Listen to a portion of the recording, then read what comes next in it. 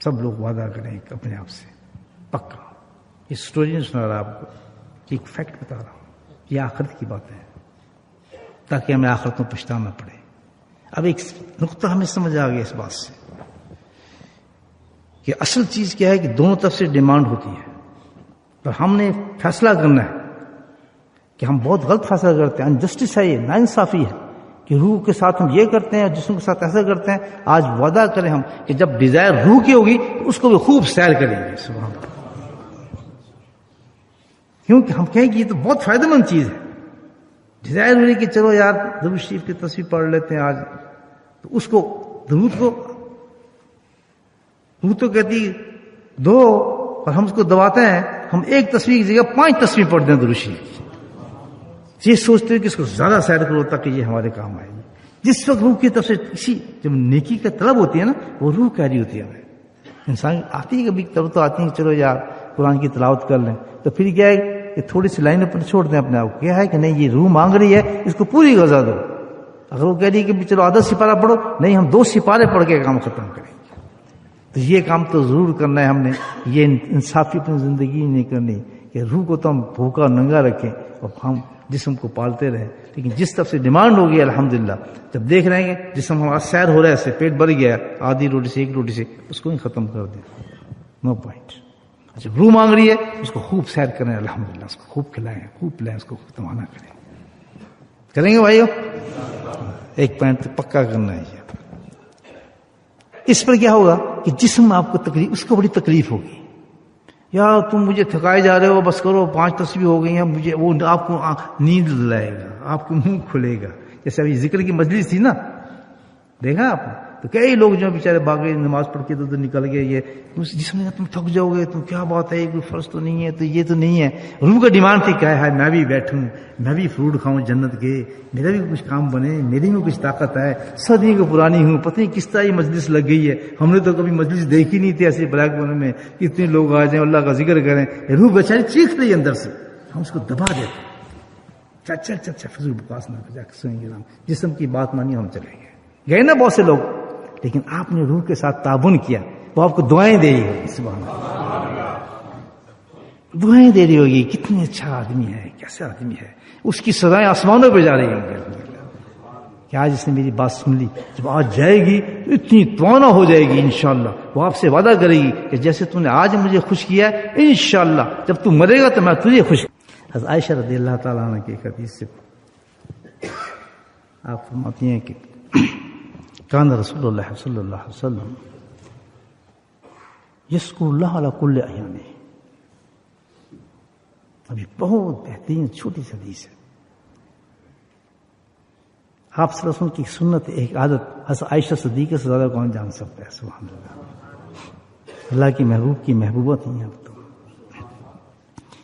کہتے ہیں نبی پاک سرور عالم صلی اللہ علیہ وسلم کی یہ عادت مبارک تھی. وہی سب سے نمایاں چیز بیان کی ہے انہوں نے، بہت امپورٹنٹ چیز، ویری ویری امپورٹنٹ میسج ہے کہ آپ صلی اللہ علیہ وسلم علی کل احیانہ، ہر وقت، ہر لمحہ، ہر سانس جو ایک عمل کرتے تھے وہ کیا تھا؟ ذکر اللہ. یہ کم حدیث نہیں ہے، یہ چھوٹا پیغام نہیں ہے. کیونکہ سارا دین وہی ہے جو ہمارے پاس، جو نبی پاک نے کیا. آپ نے نماز پڑھی، ہم نماز پڑھ رہے ہیں. آپ نے روزے رکھے، ہم روزے رکھ رہے ہیں. آپ نے طواف کیا، ہم نے طواف کر رہے ہیں. آپ نے آب زمزم پیا، ہم پی رہے ہیں. یہی ہے نا. آپ نے حجر اسود کو بوسہ دیا تو وہ ہم بھی کر رہے ہیں. سارا دین آپ نے ہمیں دیا ہے. اور دین کا یہ دیکھیں، یہ جو حصہ بتایا ہے عائشہ صدیقہ نے رضی اللہ تعالیٰ، عجیب بات فرمائی ہے کہ نبی پاک کی ایک شان تھی، یہ ایک عادت تھی، ایک عمل تھا، ایک عبادت ایسی تھی کہ آپ ہر لمحہ، ہر سانس، ہر اوقات، ہر وقت وہ کرتے تھے. ضرورت کے مطابق پیدا کیے ہیں، بہت ہیں، اور وہی اتنی ضرورت مند ہے ہماری. ہم اس کی اتنی ہی ضرورت مند ہیں، بہت شدید ہمیں اس کی ضرورت ہے. جیسے ہوا ختم ہو جائے تمہارے تھے، تو ذکر کے بارے میں بالکل ایسی بات ملتی ہے کہ سب سے زیادہ جو انسان کو ضرورت ہے وہ کس چیز کی ہے؟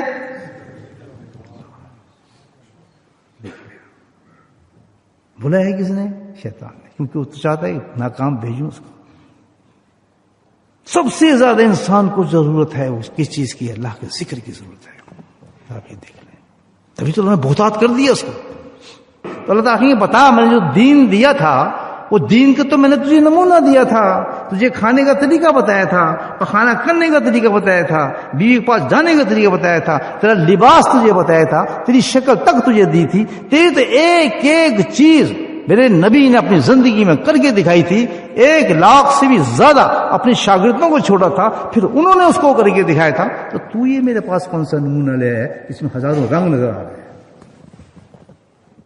دوسری بات, آج وعدہ کریں کہ اپنی زندگی کا ہر معاملہ, ہر چیز کس کے مطابق کریں گے؟ سنت کے مطابق کریں گے بھائیوں. وعدہ لیتے رہوں گا آپ سے, انشاءاللہ ملاقات ہوگی پھر جنت میں آپ سے. یہی دین ہے. اللہ کے نبی فرماتے ہیں جنت بھی ایسی ہے کہ تجھے اکیلا نہیں جائے گا, ماں کانا فی, تجھے میں ساتھ لے کر جاؤں.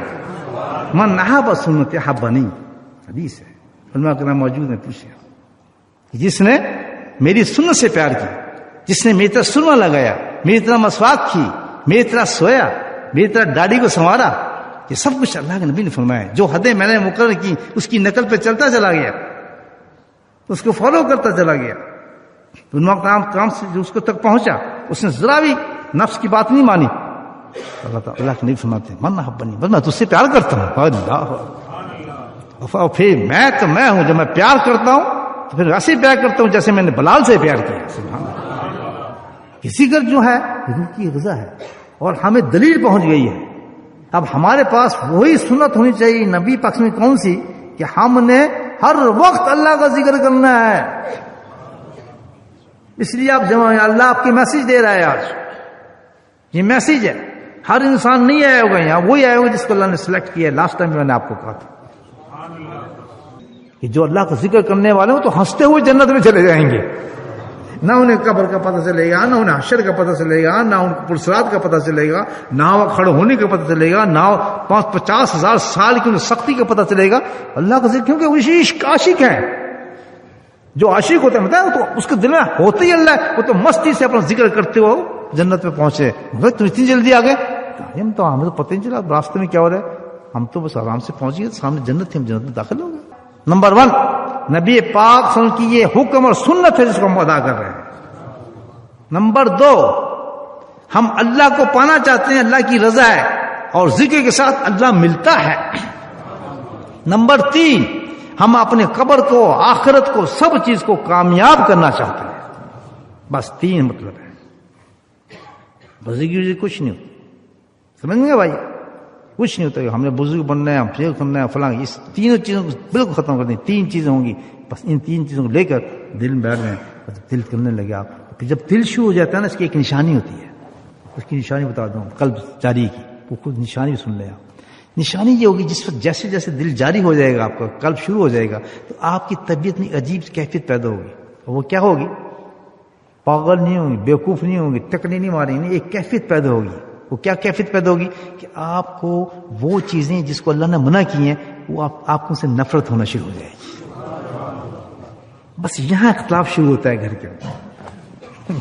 میری بات یاد رکھنا, آپ کی طبیعت بدلنا شروع ہو جائے گی. کوئی کچھ نہیں کرا آپ کو, اندر سے آپ کو, کیونکہ نور آنا شروع ہو گیا نا. جب نور آتا ہے تو اندھیرا چلا جاتا ہے. آپ کو نماز میں لذت آنی شروع ہو جائے گی. پہلے جو آپ 3 منٹ پہ نماز پڑھتے تھے, 5-10 منٹ کی ہو جائے گی نماز آپ کی. سجدہ آپ کا لمبا ہونا شروع ہو جائے گا.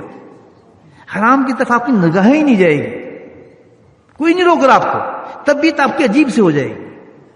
اچھا, اس سے بڑی بات, آپ کی جو زبان ہے وہ خاموش ہونا شروع ہو جائے گی. لوگ باتیں کریں گے, آپ فضول باتیں ہی نہیں کریں گے. یہ کیفیت کیا نشانی ہے ساری؟ کہ آپ کا دل جو ہے جاری ہو گیا ہے سب اللہ کے ذکر سے. دیکھیں کتنی پیاری بات ہے. نہ کوئی آپ کو روک رہا ہے, نہ کچھ کر رہا ہے. خود بخود نیک ہونے کا اللہ تعالیٰ نے انتظام خود آپ کے ساتھ کر دیا ہے کہ تو میرا نام دل سے لے, میں تجھے نیک کرتا چلا جاؤں.